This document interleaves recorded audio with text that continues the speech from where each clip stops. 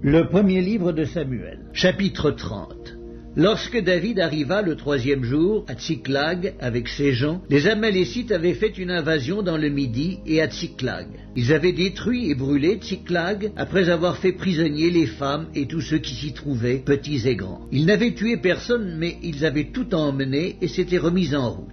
David et ses gens arrivèrent à la ville, et voici, elle était brûlée. Et leurs femmes, leurs fils et leurs filles étaient emmenés captifs. Alors David et le peuple qui était avec lui élevèrent la voix et pleurèrent jusqu'à ce qu'ils n'eussent plus la force de pleurer. Les 2 femmes de David avaient été emmenées, Akinoam de Jizréel et Abigaïl de Carmel, femme de Nabal. David fut dans une grande angoisse, car le peuple parlait de le lapider, parce que tous avaient de l'amertume dans l'âme, chacun à cause de ses fils et de ses filles. Mais David reprit courage, en s'appuyant sur l'Éternel son Dieu. Il dit au sacrificateur Abiatar, fils d'Achimélec, « Apporte-moi donc l'éphod. » Abiatar apporta l'éphod à David, et David consulta l'Éternel en disant, « Poursuivrai-je cette troupe? L'atteindrai-je » L'Éternel lui répondit, « Poursuis, car tu atteindras et tu délivreras. » Et David se mit en marche, lui et les 600 hommes qui étaient avec lui. Ils arrivèrent au torrent de Bézor, où s'arrêtèrent ceux qui restaient en arrière. David continua la poursuite avec 400 hommes.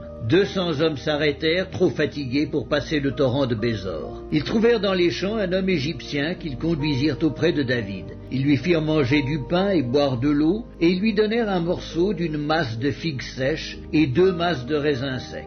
Après qu'il eut mangé, les forces lui revinrent, car il n'avait point pris de nourriture et point bu d'eau depuis 3 jours et 3 nuits. David lui dit, « À qui es-tu et d'où es-tu » Il répondit, « Je suis un garçon égyptien au service d'un homme amalécite, et voilà 3 jours que mon maître m'a abandonné parce que j'étais malade. Nous avons fait une invasion dans le Midi des Kérétiens, sur le territoire de Juda et au Midi de Caleb, et nous avons brûlé Tsiklag. » David lui dit, « Veux-tu me faire descendre vers cette troupe ?» Et il répondit, « Jure-moi par le nom de Dieu que tu ne me tueras pas et que tu ne me livreras pas à mon maître, et je te ferai descendre vers cette troupe. » Il lui servit ainsi de guide. Et voici, les Amalécites étaient répandus sur toute la contrée, mangeant, buvant et dansant, à cause du grand butin qu'ils avaient enlevé du pays des Philistins et du pays de Juda. David les battit depuis l'aube du jour jusqu'au soir du lendemain, et aucun d'eux n'échappa, excepté 400 jeunes hommes qui montèrent sur des chameaux et s'enfuirent.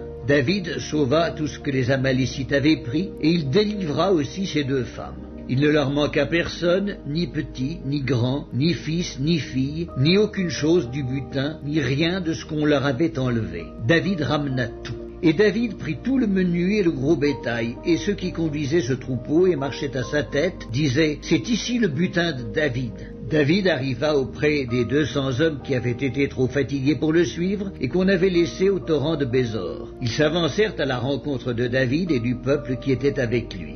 David s'approcha d'eux et leur demanda comment ils se trouvaient. Tous les hommes méchants et vils parmi les gens qui étaient allés avec David prirent la parole et dirent, « Puisqu'ils ne sont pas venus avec nous, nous ne leur donnerons rien du butin que nous avons sauvé, sinon à chacun sa femme et ses enfants, qu'ils les emmènent et s'en aillent. » Mais David dit, « N'agissez pas ainsi, mes frères, au sujet de ce que l'Éternel nous a donné, car il nous a gardés et il a livré entre nos mains la troupe qui était venue contre nous. Et qui vous écouterait dans cette affaire?